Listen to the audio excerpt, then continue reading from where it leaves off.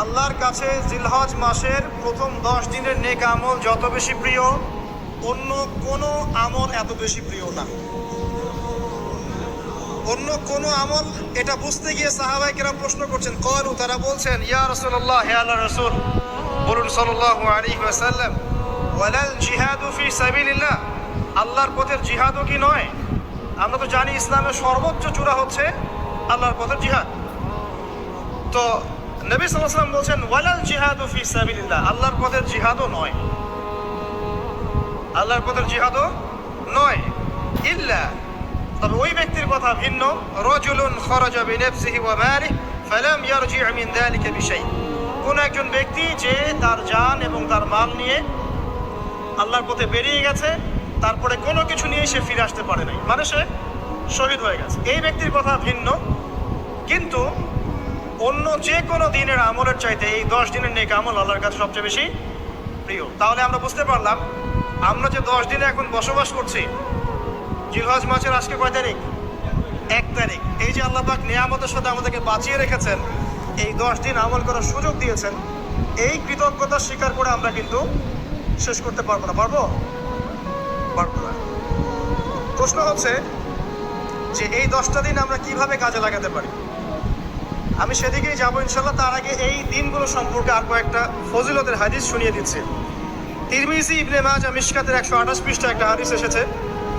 আবু হুরায়রা রাদিয়াল্লাহু আনহু থেকে বর্ণিত, নবী করিম সাল্লাল্লাহু আলাইহি ওয়াসাল্লাম বলেছেন যে দিনসমূহের মধ্যে এমন কোনো দিন নাই, আল্লাহর দিনগুলোর মধ্যে এমন কোনো দিন নাই যেদিন ইবাদত করা আল্লাহর কাছে জিলহজের 10 দিনের ইবাদতের চেয়ে বেশি প্রিয়। কথা বুঝতে পারছেন? এরপরে নবী সাল্লাল্লাহু আলাইহি ওয়াসাল্লাম বলছেন, ইয়াদুলু সিয়ামু কুল্লি সিয়ামিন মিনহা বিসিয়ামি সানাতিন, এই 10 দিনের একটা সিয়াম বা একটা রোজা 1 বছর রোজা রাখার সমান। এই 10 দিনের একটা রোজা 1 বছর রোজা রাখার সমান। ওয়া কিয়ামু কুল্লি লাইলাতিন ফিহা বিকিয়ামি লাইলাতুল কদর, এবং এই 10 রাতের এক রাতের কিয়াম লাইলাতুল কদরের কিয়ামের সমান।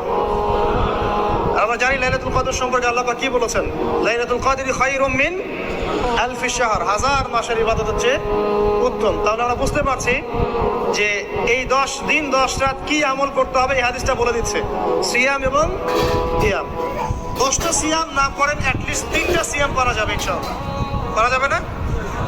একটা সোমবার পাবো সামনে আমরা, ওটা রাখা যাবে ইনশাআল্লাহ। একটা বৃহস্পতিবার পাবেন, সেটাও রাখা যাবে ইনশাআল্লাহ। আর আরাফার সিয়াম পাবেন ইনশাআল্লাহ। আরাফার সিয়াম রাখলে আগের 1 বছর, পরের 1 বছর, 2 বছরের গুনাহ মাফ হয়ে যাবে ইনশাআল্লাহ আযজা ওয়া জাল্লা। আর কিয়াম সম্পর্কে আমি সামনে বলছি ইনশাআল্লাহ তাআলা। এরপরে বাইহাকির একটা বর্ণনা আছে যে জিলহজ মাসের প্রথম দশকের রাতে, জিলহজ মাসের প্রথম দশকের রাতের প্রত্যেকটা নেক আমলকে 10 দিয়ে গুণ করা হয়, 10 গুণ বৃদ্ধি করা হয়। সুবহানাল্লাহ। আরও আছে বাইহাকি এবং ইসবাহানির বিশুদ্ধ সনদে হযরত আনাস বিন মালিক রাদিয়াল্লাহু আনহু থেকে বর্ণিত আছে, জিলহজ মাসের প্রথম দশকের প্রতিদিন 1000 দিনের সমান, মানে প্রতিদিনের আমল 1000 দিন আমলের সমান, এবং আরাফার দিনের মর্যাদা 10,000 দিনের সমান। আরাফার দিন যে ব্যক্তি ইবাদত করবে ইনশাআল্লাহ তাআলা, সে 10,000 দিন ইবাদতের নেকি পাবে ইনশাআল্লাহ আযজা ওয়া জাল্লা। তো প্রথম কি করতে হবে সেটা এই হাদিস থেকে বোঝা যাচ্ছে। হাদিসটা কি? উম্মে সালামা রাদিয়াল্লাহু আনহা থেকে বর্ণিত, নবী সাল্লাল্লাহু আলাইহি ওয়াসাল্লাম বলছেন যে জিলহজ মাসের চাঁদ যে ব্যক্তি দেখবে, সে যেন তার নখ এবং তার চুল এগুলো যেন আর না কাটে। চাঁদ দেখে ফেলেছেন, কুরবানি করা পর্যন্ত এখন চুল আর নখ যেন সে না কাটে। যদি না কাটেন তাহলে কি হবে? আপনি একটা পূর্ণাঙ্গ কোরবানির নেকি পাবেন ইনশাআল্লাহ। আর একটা কোরবানির নেকি কি জানেন? কোরবানির পশুর গায়ে যতগুলো লোমকূপ আছে ততগুলো নেকি আপনার আমলনামায় যুক্ত হবে ইনশাআল্লাহ আযজা ওয়া জাল্লা। এগুলো হাদিস। এখন আমরা প্র্যাকটিক্যাল কিছু কথায় আসি যে কিভাবে আমরা এই 10টা দিনকে কাজে লাগাতে পারি। আমি সবার আগে দোয়া করছি, আল্লাহ পাক যেন আমাকে সবার আগে এর উপর আমল করার তৌফিক দান করেন, আমার পরিবারকে তৌফিক দান করেন, এবং অতঃপর আপনাদের সবাইকে যেন আল্লাহ পাক এই তৌফিক দান করেন, আমিন।